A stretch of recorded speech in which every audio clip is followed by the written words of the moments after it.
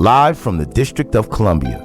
You are listening to the Black Fundraisers podcast, a weekly podcast that celebrates, inspires, and equips Black fundraisers to excel and positively impact Black communities. With your host, Kia Croom. Good day, good people. My name is Kia Croom, and I am your host of the 100 Black Fundraisers Strat Talks, your weekly podcast that celebrates, inspires, and equips Black fundraisers to excel and to positively impact their communities. And I am thrilled to be on your screen today. You could be anywhere in the world in these internet streets, and you're choosing to hang out with me. So I thoroughly appreciate that. If this is your first time hanging out with me here, welcome and do come back. And if you're back again, thanks for rocking out with me one more again. Today, we are talking about something that is the topic of much conversation these days. And that is the topic of racial bias in the workplace and how it shows up, particularly how it impacts Black fundraisers working inside nonprofit agencies in which they are the minority, and even cases where they are not. What's interesting about this whole situation here is that even though you have Black fundraisers working inside of organizations that have Black constituents in underserved communities like DC, Baltimore, Los Angeles, my home city of Oakland, while we may find ourselves a minority inside these organizations that generate revenue and make a difference in underserved communities, the fact that we're experiencing microaggressions and racist tropes and character assaults on the regular, it's damaging. And having experienced that myself, I found myself kind of sitting and looking a little crazy, like, okay, am I reading too much into this? Am I being overly sensitive? No, you're not. Racism is real and it kills. So today we're going to address the elephant in the room of racial bias, how it shows up, and ways that we as Black fundraisers can make our voices heard and confront it when it rears its ugly head. So it's my honor to have on with me today a very special dear friend. Her name is Dr. Alana Simmons. She will be joining us. I can tell you that she has personally talked me off plenty of ledges and provided me with guidance and support and just helped me to kind of woo-saw through some really difficult moments. And it's my honor to present her to you. I want to tell you just a little bit about her before I bring her to the virtual stage. Dr. Alana Simmons is the Gear Up Director for the Daugherty County School System in Georgia. She is a lecturer in the School of Business, Economics, and Technology at King University. She's a researcher and instructor, presenter on a variety of topics like intersectionality and tips for developing diversity initiatives within your workplace. I gotta tell you, I'm just wowed by this woman and what she does for the culture and for the community. She's pretty amazing. And she is one of the many Black women that we're indebted to that mobilized and energized the Black vote, leading to historic Democratic victories in Georgia and even with the recent presidential election. I can tell you she spent her entire summer organizing socially distanced voter registration drives in her rural hometown in South Georgia. In the words of Nipsey Hussle, she's been 10 toes down in the movement and through the entire election season. And like I said, she's worked with me as I traversed through some really toxic work environments and always encouraged me personally to show up and be my strongest self-advocate. So it's my pleasure to bring her to the virtual stage. Welcome to the virtual stage of the Black Fundraisers Strat Talks podcast, Dr. Alana Simmons. Hey. Hey, Dr. Alana Simmons, tell the good people listening a little bit about yourself. And I've doted on you and how wonderful of a friend you've been over the years and confident, and how you've talked me off many ledges. You know, I've had to run some emails by this sister like, okay, I'm saying this like this, and okay, that might not be the best way to say that. So I've told the good people about you and how you are one of the many women that society owes, Black women. We owe you for the Herculean effort you undertook in organizing and mobilizing the Black vote in your hometown, in your home state of Georgia. So you tell the good people listening what you want to tell them about them. I already told them what I wanted to tell them about you. Well, first and foremost, if you can't pick it up already, I am from the South, this beautiful Southern drawl. I'm a native of Thomasville, Georgia, raised in Albany, Georgia, currently serving as the Gear Up Director with the Dougherty County School System here in Albany. Our program is federally funded, and we work to ensure that our cohort of students are prepared for education beyond high school. In addition to that, I serve as a lecturer of business in the School of Business, Economics and Technology at King University in Bristol, Tennessee. I serve here on two board of directors. I serve as a board member here, two boards with Liberty House, which is a domestic violence organization, as well as Sawega Rising, which works on numerous things in our community, but primarily to engage and educate and inform citizens and to help them make change here in the community. Done a number of talks around racial bias and intersectionality. Prior to moving back here to Georgia, I served as the Sexual Violence Prevention Coordinator at a PWI, a primarily white institution in Southwest Virginia. And I also have some prison experience. I like to say it that way, but my experience was not as a resident, but that as a correctional educator. And the most important thing about me, I'm a mom, a single mom of a teenager. So prayers are always appreciated. And welcomed. So thank you for sharing, Dr. Simmons. I've already given the teaser. I've told the good people listening what we're talking about. We're talking about racial bias. And while we are all smiles and basking in our glory and melanin, it's not a laughing matter. It's serious, and it's very, very damaging.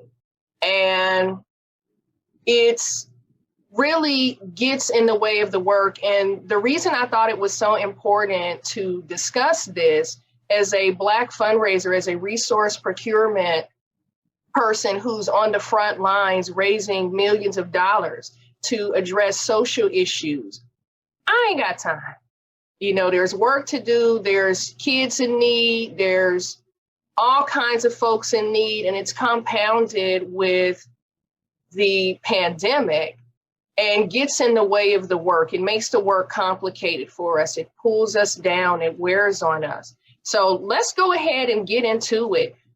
When you think about racial bias and how it's shown up, how it's reared its ugly head throughout your careers, what are some ways that it's impacted you? The one that comes to mind right now, and it's just because I had a phone call with someone who I previously worked with. When I went to work in Virginia with the Department of Corrections, I had an in-person interview with the folks who would be supervising me from Richmond, but I worked out in Southwest Virginia. And so I had to make those, build those relationships with the folks who worked at the facility where my office would be housed. And so, you know, I took it upon myself before I went to the facility, I called. I wanted to talk with the principal, kind of get the lay of the land, learn more about the culture there, things I needed to bring with me to be prepared for my first day. And we had a wonderful conversation. We spoke for about 30, 40 minutes. And a couple of days later, when I showed up at the facility, that was the person I asked to speak with, the principal, because we had built this lovely relationship over the phone. And he looks me up and down and he's like, "You're not Alana Simmons. I can assure you that's who I am. What do you mean?" And he looked at me again and he kind of turned his head and he said, "Well, you didn't sound Black on the phone." "Oh, well, pray tell, what do Black people sound like?" Educate me as a Black person so I can know what Black people sound like or should sound like. And I mean, the color just drained from his face, right? Because he's embarrassed. He doesn't know what to say. And the first thing out of his mouth was, well, I can see now you're going to be a challenge. Tell me how. You made an assumption of my race, my ethnicity over the phone. And now you're disappointed that I don't meet the standard that you were expecting. You know, I'm excited to get to work. We just need to move past this, but you need to know that those are things that you can't say to people. And he was just so upset and, well, you're hurting my feelings. No, you hurt my feelings. You know, you said something that was inappropriate. It was unprofessional. And it's deemed socially acceptable white supremacy. You know, people think of white supremacy as just burning crosses and the Nazis and the KKK and saying the N-word. No, there are all of these other subliminal things that constitute socially acceptable white supremacy. And I told him, sir, that's the field in which you have fallen. Now, I'm happy to direct you to some resources, but what we're not going to do is to think that this is okay. And so we had a really rocky start to our relationship there at work. And by the time I left, it had gotten even worse because, again, I continued to check the behavior. You're not going to say these things and think that it's okay. I don't care how many Black people you have in your life. I don't care how close or how proximate you think you are to the Black community. You're not the Black community. And this Black community member is going to hold you accountable for it. Good. Kudos to you for doing that, because it takes a tremendous amount of courage to check that inappropriate, racist behavior at the door. It takes a lot of courage to do that. Kudos to you. And you've watched me fundraise over the last 17 years, right? And I know that I've been deeply, deeply wounded. And just like I've been wounded by racially biased assaults on my character in workplaces over the years, it's been many. There are other Black fundraisers listening right now that are grappling with, you know, how do I do that? Or even just the haze, the feeling that you experience when you're thinking to yourself, and I mentioned this a little bit earlier, okay, am I reading more into this? Because clearly, you know, this gentleman showed his hand when he had this conversation with you. Sometimes it can be more subtle. And I found myself sitting looking kind of crazy, like, okay, am I reading more into this? Is this really happening?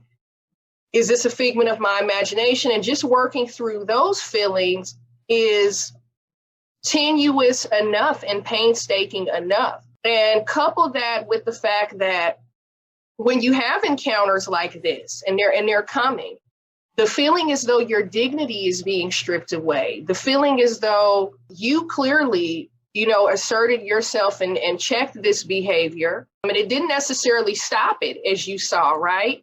It continued, right. And you had to, it sounds like you had to commit to that process. What would you say to a Black fundraiser or a Black person in any work environment that doesn't believe they have the agency and the voice and the strength to speak out? What advice would you give them to help them to find their voice and use it? The first thing I would say is that we all have to educate ourselves on what racism is, right? So it's a two-part definition. So first, to be racist, you have to hold some sort of prejudice against a group of people because of the color of their skin. We all hold that. There's no escaping that.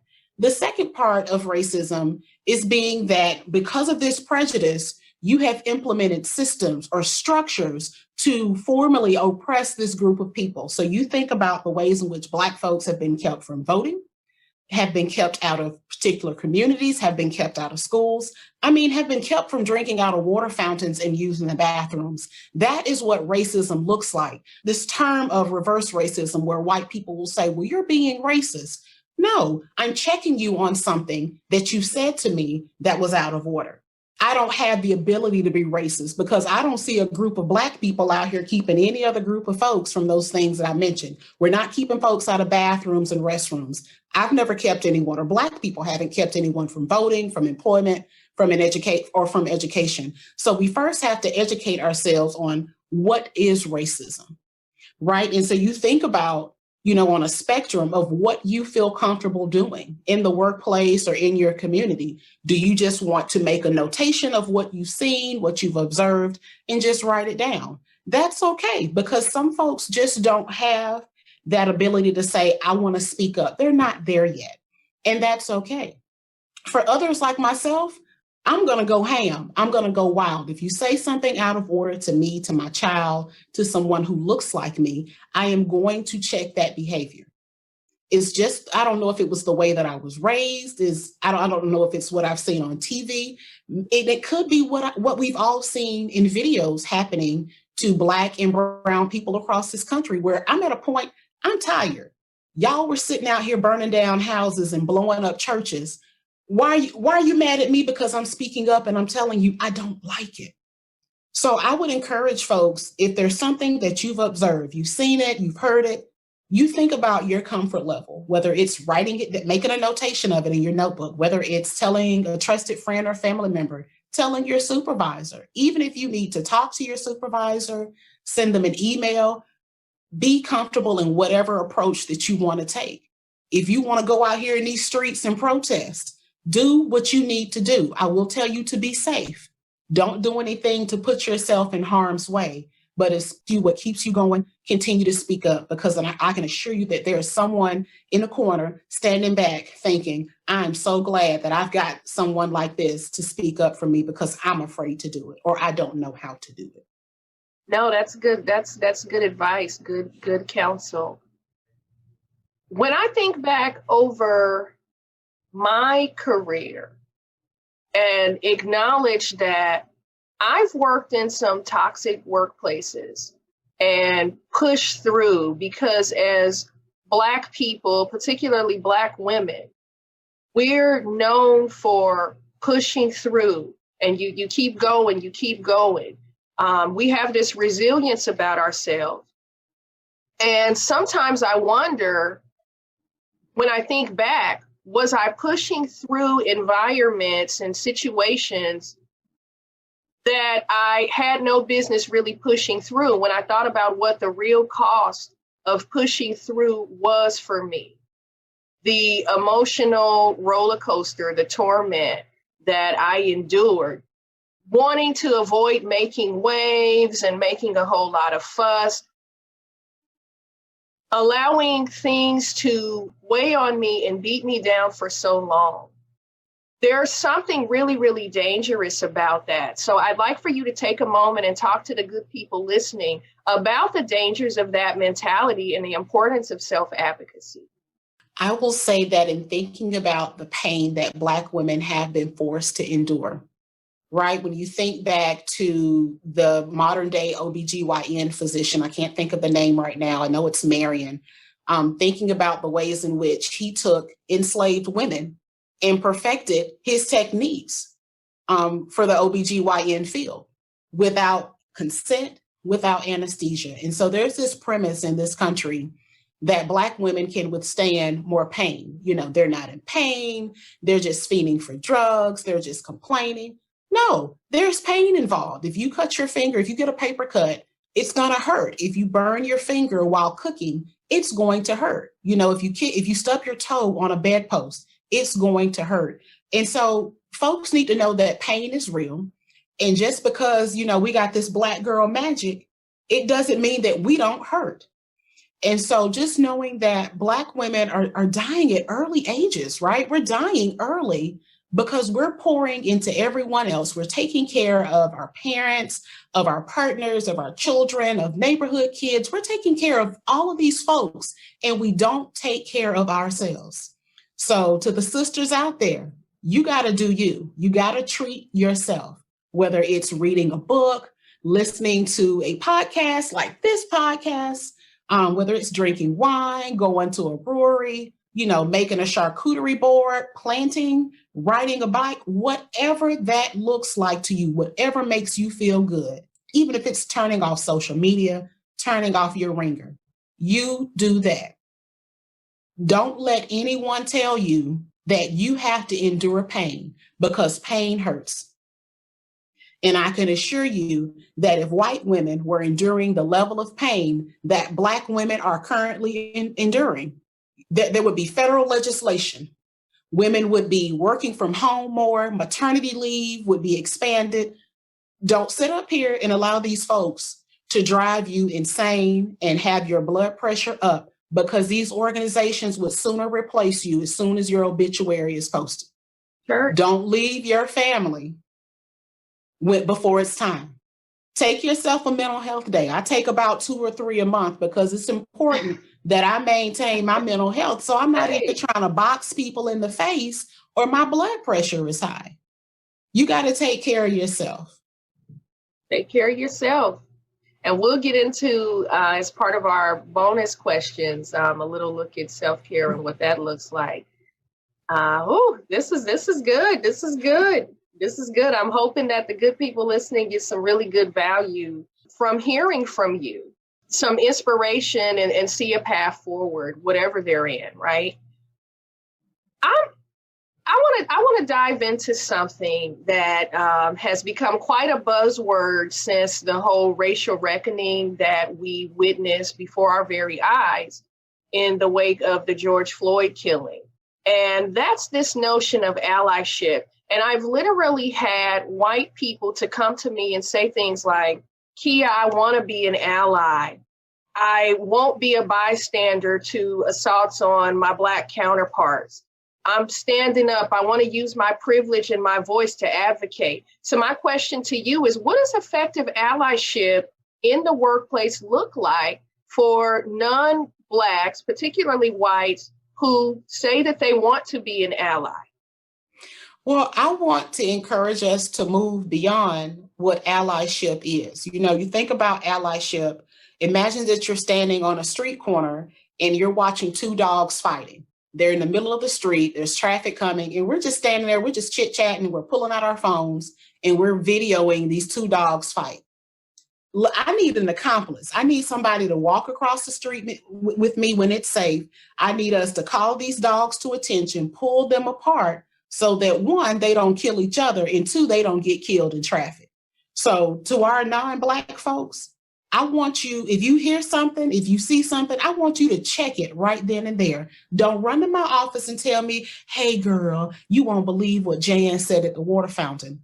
Okay, I'm not surprised by what Jan said, but you're sitting up here talking about you want to be an anti-racist person. Why are you bringing it to me? I expect you to check Jan. Don't bring it to me. I expect Jan to walk through here and say, you know what, Alana? Cindy heard me say something that was inappropriate and she checked me on it. And what can I do? I want to find some more resources. I want to do right. I don't want to get caught saying anything, or I don't want to say them at all. Don't go and tell me what so-and-so said. Tell me what you did. Because I don't need to be expected to do all of this labor. I'm already performing labor for my organization. And at times I don't think I'm compensated enough. I'm not about to get out here in these streets or in the break room and get engaged in more labor for free. That's a word. That's a real word. Run and tell that. Right. So this has been really, really great. I think that I'm feeling some catharsis myself, just having had this conversation with you. And for the good people listening, that is our goal with the Black Fundraisers Strat Talks podcast, is to bring value and real resolutions and things that you can do right now to help you excel in your role. And whether that's emotionally, psychologically, or tactically in the way of strategy, in your role, in your positions, because we've got such mission critical work to do. I want to shift gears here for a moment and you talk about a couple of fun things. And by the way, I first and foremost want to thank you for all that you've brought to today's discussion. I know that our listeners will get value, but I want to shift gears a little bit here. with La Corona still wreaking havoc, her ugly head, and I am calling La Corona ugly because she is. I don't like it. I don't like it. You know, I want this That's to go away. fair. What are you doing for self-care these days? The better question would probably be, what am I not doing? So there are a lot of Black influencers, female influencers who I follow on social media. So I'm reading a lot. I'm doing a lot of shopping with Black businesses. I exercise 6 or 7 days a week. Love my wine. I'm not an alcoholic, but I love to enjoy some libations here and there. Hey. And every now and then, I'll get Hulu or Netflix wasted.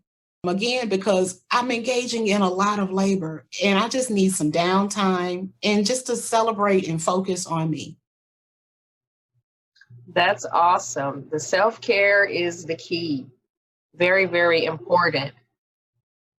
What's on your playlist these days? What are you listening to when you're not Netflix and Hulu binging? So most recently, I downloaded the soundtrack from Hulu's The United States versus Billie Holiday, in which Andra Day, who's now a Golden Globe winner, portrayed the singer Billie Holiday and also sang. She, remade all of Billie Holiday's songs that were seen in the movie. And so that's what I've been listening to. More importantly, it's the specific song that I've been listening to. It's haunting and it's dark and it's prolific and it's called Strange Fruit. Yes. Just reading the lyrics online will bring tears to your eyes. It pained me. It hurt my chest to read the lyrics, but even more to hear not only Billie Holiday sing it, but also Andra Day sing it. Wow. Right. And so I've just been into that soundtrack in the past couple of days. I'm going to have to check that out. And I actually saw I saw this particular film come up in my, how you're scrolling and movies or films and such and documentaries are suggested to you. And I remember thinking, okay, I'm going to check this out. Right. So I too will check that out and take a listen. Yeah, we all need to watch that movie. If you don't have Hulu, sign up for the 7-day trial and cancel it. Find a friend who will host a watch party, because we all think of Billie Holiday as Lady Sings the Blues as portrayed by Diana Ross. But in this movie, and I don't want to give too much away, it talks about how singing the song Strange Fruit annoyed and irritated the federal government. And they went to the lengths of persecuting this woman for singing this song about lynching because they thought it would cause a riot.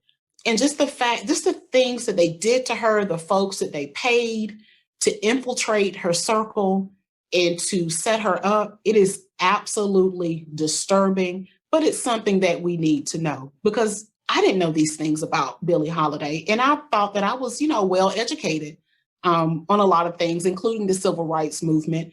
And to know that she sang this song first in 1939, it predates the civil rights movement or the modern day civil rights movement that we think of. And to know that this song just irritated the government so much, rather than thinking about not lynching folks, right? Don't lynch Black people. Let's persecute the woman who's singing the song about us lynching Black people. It's a disturbing thought to know that this is what the federal government has spent money doing. And they continue to do that today. Yeah, I'm going to get into that one. That's on my list of weekend binge worthy. I will check that out. No, thank you for that recommendation. And before we get out of here, this is Women's History Month. And we stand on the shoulders of so many powerful, prolific, resilient, powerhouse, kick butt Black women, right? Women of all races, but I particularly I'm getting my inspiration these days from VP Kamala Harris, who is from my hometown of Oakland, Stand Up. I get inspiration and encouragement by Queen Stacey Abrams. The fight, the grit, what she was able to do, what she's done, how she turned tropes and pain into the ultimate victory, the ultimate revenge. Her documentary, All In, is so dope and so enlightening. I encourage people to check that out. Was it on Prime? I think it's on Prime. Who are you getting your inspiration from? Who inspires you? You actually already said her name. It is Stacey Abrams, right? Oh. Right here in the state of Georgia. That loss that she suffered at the hands of the then sitting Secretary of State, who was involved in his own election. She didn't let that throw her down to the ground. She got her feet wet. She went out here and she found some accomplices. She wasn't looking for allies. She found some accomplices in women, in men, in non-binary folks to say, hey, we need to do something here. We have an opportunity. Let's get into it. She didn't want folks just standing on the sidelines. She wanted folks out here in these COVID streets, making sure that we were getting folks registered, making sure folks knew where to go to place their vote, making sure we knew about absentee voting, just all of that. And I mean, she's just she's a powerhouse. Powerhouse. She doesn't bite her tongue. She doesn't mince words. And, I'm looking forward to the day where I can call her Madam Governor. Yes, speak on it. At a minimum, I want to call her Madam Governor. If she wants to ascend to 1600 Pennsylvania Avenue, I'll support her in that too. But she's earned her place. And just to hear her tell her story and to know that she suffered a loss, but this is how she's a comeback kid. And I love it. I'm here for it. Well, I sure appreciate you taking the time to hang out with us. Oh, before we get out of here, how can people connect with you? So you can find me on Twitter or Instagram, and it's @Simmons_PhD. And come hang out and watch my content. I'm snarky. I don't mince words. Sometimes I'm funny. And I will hold people accountable for language. So, if you say something that's out of order and you're trying to be funny or you don't know any better, you will know better by the end of the conversation. So you'll know better and hopefully do better, won't you? Hopefully. Well, I sure appreciate you, my friend, confident sister in the struggle, in the movement. We love you. Our good folks listening, I know that this resonated strongly with them. And I just want to say to the good folks listening, have a wonderful week. Don't let anybody, like Diddy said, don't let nobody hold you down. Get it done. Find your inspiration. Get you some self-care. And until next time, stay tuned, stay down, and keep your head up. And thanks for hanging out with us at the Black Fundraisers Strat Talks podcast. Be well. Thanks, y'all. Bye-bye. Thanks for listening to the Black Fundraisers podcast. Like what you're hearing? Subscribe to the Black Fundraisers podcast on Apple Podcast, Spotify, or wherever you listen, and leave a 5-star review. Connect with Kia on LinkedIn, Instagram, and Twitter to stay connected.